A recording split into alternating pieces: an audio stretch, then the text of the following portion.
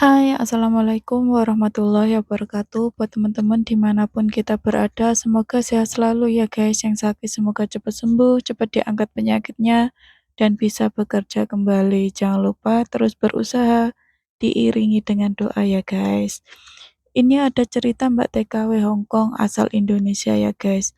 Mbaknya ini baru bekerja 2 hari di interminit sama majikan. Mbaknya ini sempat ditarik paksa gitu loh guys, cepet-cepet keluar dari rumah majikan. Dan cepet-cepet keluar sampai tangannya itu ditarik-tarik, nggak sengaja kecakar gitu loh guys. Bukan sengaja dicakar ya guys. Menurut aku sih ini nggak sengaja dicakar tapi kecakar. Dan Mbaknya ini dibawa ke stasiun kereta, ya ditinggal di sana dan Mbaknya ini sampai ketakutan, bingung, bingung guys, karena masih 2 hari di Hong Kong. Jadi kok bisa ya majikannya sampai seperti itu sama Mbaknya, padahal Mbaknya itu baru datang 2 hari kerja di rumah majikan. Jadi ceritanya itu seperti ini ya guys, Mbaknya ini baru datang 2 hari di rumah majikan. Mbaknya ini disuruh bersihin salah satu rumah majikannya ya. Nah, suruh bersih-bersih gitu loh guys. Dan ini ada toilet yang rusak dan majikannya itu menuduh Mbaknya ini yang ngerusakin toilet itu guys. Dan Mbaknya itu bilang sama majikannya, "Saya nggak ngerusakin toilet ini, saya datang itu toilet udah rusak sendiri." Nah, majikannya ini masih menuduh Mbaknya ini. Terus Mbaknya ini juga bilang, "Saya juga udah telepon ke agen, udah bilang ini rumahnya ini toiletnya rusak. Saya takut dituduh majikan ngerusakin." Seperti itu. Terus agen itu bilangnya seperti ini, "Emang rumah itu sengaja dikosongkan sama si nenek nggak ditempatin karena rusak." Seperti itu. Nah, disitulah majikannya itu sangat marah, guys. Seketika majikannya itu, "Ya udah, kamu pulang ke agensi, ke rumah agensi sana. Kamu beli tiket pesawat sendiri. Kamu pulang dan keluar dari rumah saya." Sampai Mbaknya itu ditarik-tarik dari rumah itu, guys. Sampai Mbaknya itu, kenapa kok sampai ditarik-tarik? Karena Mbaknya itu bilangnya, "Ya nanti sabarlah." Kok langsung marah, langsung saya disuruh keluar seketika. Soalnya kalau nyuruh keluar itu kan ada baju-baju juga guys yang masih di dalam.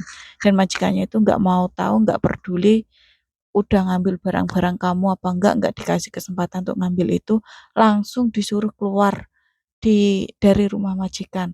Terus Mbaknya ini diantarkan di stasiun kereta di MTR kayak gitu guys. Setelah itu Mbaknya ditinggal gitu aja sama majikannya. Dan majikannya ini nggak mau beliin tiket pesawat, ceritanya seperti itu. Terus ketemulah sama Mbak TKW Indo asal Indonesia yang ada di stasiun kereta gitu guys. Terus Mbaknya juga nggak libur kan, dikasihlah uang $10 untuk beli minuman gitu. Terus Mbaknya ini berusaha minta pertolongan lah guys. Terus Mbaknya ini menghubungi pihak PT-nya. Nah, tentang kejadian ini, kejadian yang 2 hari ini diperlakukan seperti itu, guys. Ternyata agen sudah menghubungi pihak PT dan sudah menceritakan tentang kejadian Mbaknya ini sampai majikan itu seperti itu. Jadi Mbaknya ini ternyata ex Taiwan ya guys, ex Taiwan. Mbaknya itu nggak bisa ke Taiwan lagi karena eh, bisa ke Taiwan karena Mbaknya ini punya identitas yang ganda. Jadi Mbaknya ini nggak bisa ke Taiwan lagi, guys. Seperti itu. Terus Mbaknya ini dulu pernah kerja di Hong Kong 1 bulan itu di interminit sama majikannya. Nah, di interminit dipulangkan ke Indonesia, tapi majikannya itu baik ya, bertanggung jawab. Dikasihlah uang interminitan 1 bulan gitu loh, guys. Mbaknya ini kan zero cost, tanpa potongan. Seperti itu. Tapi pas Mbaknya dipulangkan ke Indo, Mbaknya ini ngomongnya tasnya itu kecopetan, uang interminitan itu hilang, seperti itu guys. Mbaknya ini kan dipulangkan ke Indonesia tapi di PT diproses lagi guys. Untuk datanglah ke Hong Kong yang kedua kali ini.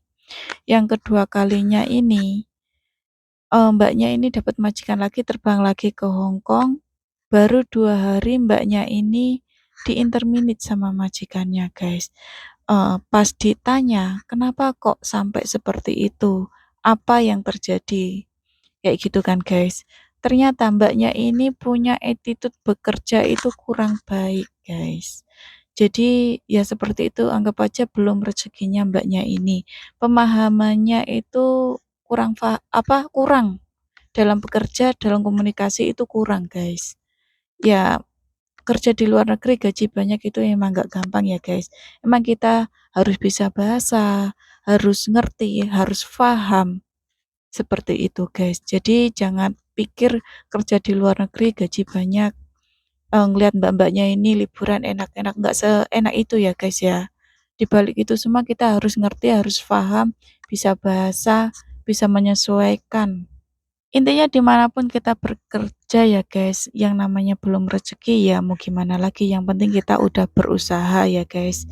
Semoga Mbaknya ini bisa bekerja di tempat lain, mungkin di Hongkong ini belum rezeki dia, di Taiwan kalau nggak bisa ya bisa berusaha di negara lain, seperti itu ya guys. Perbaiki diri lagi, segi apapun, komunikasi, tentang pekerjaan itu harus belajar lagi ya guys. Namanya kita dikomplain tuh pasti kita ini kurang paham, kurang mengerti guys. Nggak mungkin kita ini mengerti diperlakukan seperti itu.